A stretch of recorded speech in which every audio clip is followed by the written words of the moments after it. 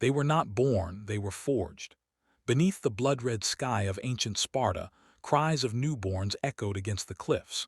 Some were silenced before their first breath reached the gods. Others were carried to the agōgē, the iron cradle where boys were beaten into warriors and girls were sculpted into the mothers of deathless men. Sparta did not believe in love, it believed in perfection, and perfection demanded pain. In the heart of ancient Greece, beyond the tranquil olive groves of Athens and the shining temples of Delphi, there stood a city carved from stone and silent Sparta. It was a place without laughter, without softness. A city where every birth was a question and every child a test. When a Spartan baby came into the world, it was not the mother who decided if it would live, it was the state. The elders gathered around the infant, their faces hard as mountain rock. If the child's limbs were strong, its chest broad, and its cries fierce, it was deemed worthy. But if it trembled, if it cried too softly, or bore any mark of frailty, it was taken to the foot of Mount Taygetus. There, beneath the cold shadow of the peaks, the weak were left to die. They called it the exposure, but in truth, it was a culling. The Spartan elders did not weep. To them, mercy was weakness. A city surrounded by enemies could not afford the luxury of compassion. Better 1,000 graves than a single coward, one of them would murmur, tossing a frail infant into the abyss. Those who lived through that brutal judgment would later carry the weight of it, the knowledge that their survival had been bought by another's death.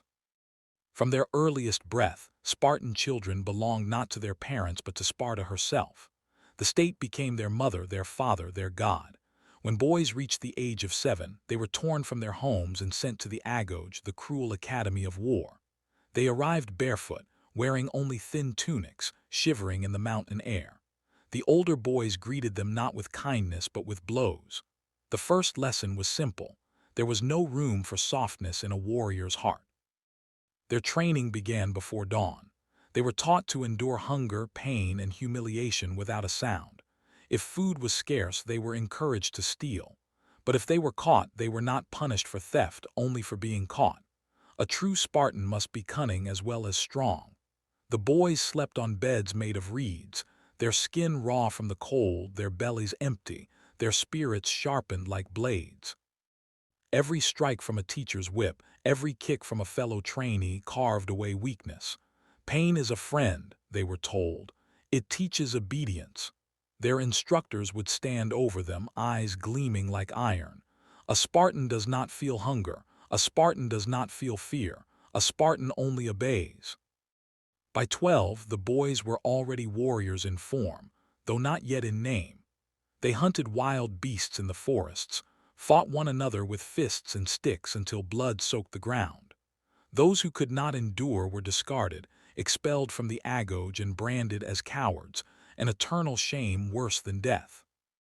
But the cruelty was not only for the boys. Spartan girls, too, were molded by the same unforgiving hand. They trained their bodies like athletes, running, wrestling, throwing javelins beneath the blazing sun. They were told that strong mothers birth strong sons, and that to bear warriors was their sacred duty. In Sparta, a woman's worth was not her beauty, but her strength. Only the hard give birth to the hard, the elders said. Marriage itself was a ritual of brutality. When a Spartan man took a wife, he would seize her from her home in the night. Her head would be shaved, her body dressed in men's clothes, and only then would he claim her.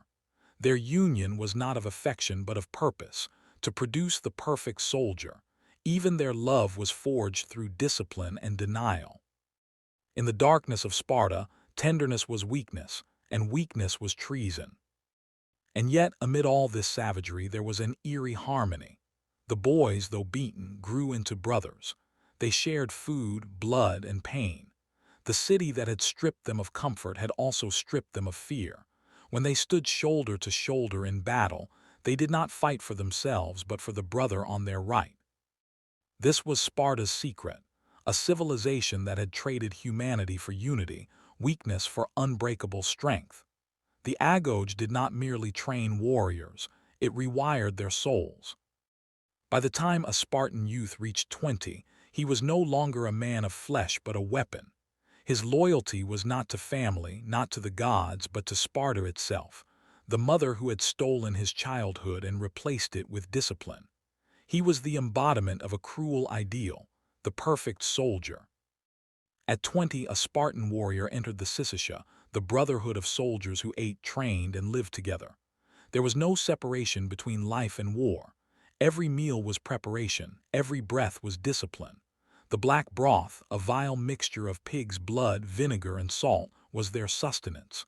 Foreign visitors gagged at the sight of it, but to the Spartans it was sacred. "This is what hardens the heart," they said. They slept in barracks, not homes.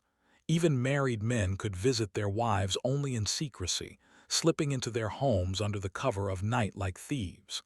Love was not forbidden, but it was never allowed to interfere with duty.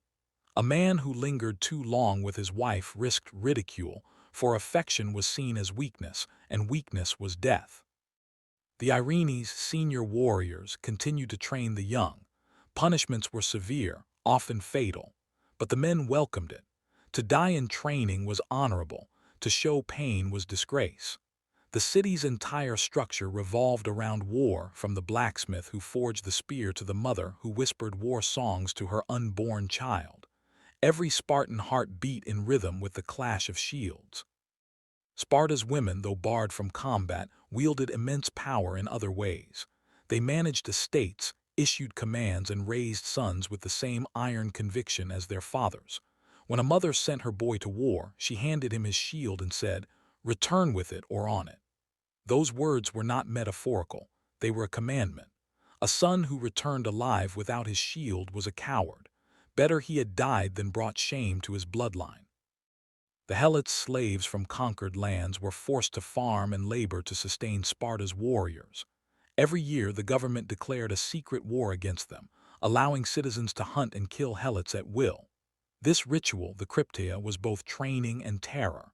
Young Spartans, barely out of boyhood, stalked through the night to murder Helots who seemed too strong or defiant. It was a test of stealth, cruelty, and loyalty. Those who hesitated were never seen again. Sparta's strength grew monstrous. When the Persian armies came, vast and countless, it was the Spartans who stood at the pass of Thermopylae. 300 men against hundreds of thousands. They fought without fear, because fear had been beaten out of them before they could walk. When Leonidas, their king, fell beneath a rain of arrows, the men did not break formation. They died as they had lived, silent, disciplined, perfect. But perfection comes with a price. The world around Sparta changed. Cities began to value art, philosophy, and trade. Athens built statues and ideas, Sparta built graves. The same system that had made it strong also made it inflexible. When the wars ended and peace came, Sparta had nothing left to live for. Without battle, the warriors became restless, purposeless. The agōgē could create killers, but not thinkers, not dreamers. The brutal breeding that had once sustained the city became its curse. With so few born and so many dying in battle, the population began to crumble. Women outnumbered men. The iron discipline that once bound Sparta together became chains that suffocated it. By the time Rome rose to power, the Spartan ideal had faded into myth. And yet, even in ruin, their legend endured. The world still whispers their name with awe: Sparta, the city that conquered fear itself. But behind the glory lies a truth few dare to speak. The perfect warrior is not born, he is broken.